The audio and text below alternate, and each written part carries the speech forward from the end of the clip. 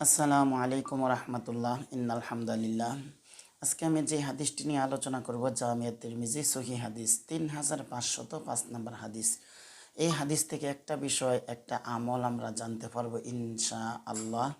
সেটা হলো বিপদের সময় আমরা কোন দোয়াটি আল্লাহ সুবহানাহু ওয়া তাআলার কাছে করব, কোন আমলটি আল্লাহ সুবহানাহু ওয়া তাআলার কাছে করব, যার বদলতে আল্লাহ সুবহানাহু ওয়া তাআলা আমাদেরকে বিপদ থেকে উদ্ধার করে দেবেন। আমরা বর্তমানে বিভিন্ন ইউটিউবে, ফেসবুকে বা অনলাইনে বিভিন্ন সময় দেখা যায় এই আমল করুন, ওই আমল করুন, এটা করুন, সেটা করুন, বিপদ থেকে উদ্ধার হয়ে যাবেন, আর কোনো দিন মুসিবত হবে না, মুসিবত থেকে উদ্ধার হয়ে যাবেন। আসলে সব কিছু হলো এটা কোরআন হাদিসের বাহিরে সব ভুয়া, অধিকাংশই ভুয়া এবং মিথ্যা। এবং এই মিথ্যা আমল থেকে যাতে করে আমরা বেঁচে থাকতে পারি, এই জন্য আমরা প্রত্যেকটা ভিডিও বানাই। ভিডিওর ভিতরে কোন হাদিসে আছে, কোন কিতাবে আছে, সব কিছু বলে দেওয়া হয়। আমাদের এই আমলগুলো যদি করা হয় তাহলে দেখা যায় নিয়ম অনুযায়ী অবশ্যই ইনশা আল্লাহ আল্লাহ সুবহানাহু ওয়া তাআলা এই আমলগুলির করার মাধ্যমে আল্লাহ সুবহানাহু ওয়া তাআলা বিপদ থেকে, মুসিবত থেকে উদ্ধার করে দেবেন। যা হোক, বলছিলাম আজকে যে হাদিসটি নিয়ে আলোচনা করব জামিয়া তিরমিজি সহিহ হাদিস 3505 নম্বর হাদিস।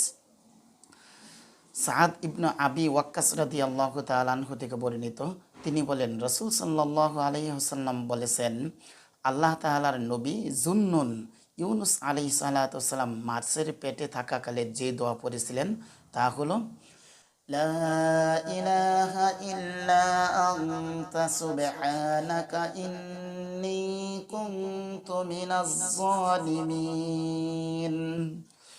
এই দোয়াটি ইউনুস আলাইহিস সালাতু ওয়াসসালাম মাছের পেটে থাকা অবস্থায় বলেছিলেন।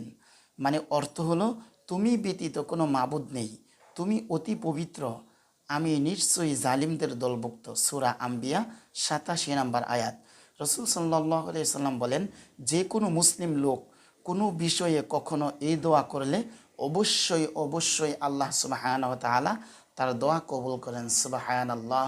তাহলে দেখা যায় যে কোনো মুসিবতে বা বিপদের সময়, আপনি অভাবগ্রস্তের সময়, মুসিবতের সময় আমরা যদি এই দোয়া পড়ি, বেশি বেশি পড়ি, যদি আল্লাহ সুবহানাহু ওয়া তাআলার কাছে দোয়া করি, অবশ্যই আল্লাহ তাআলা আমাদের দোয়া কবুল করবেন।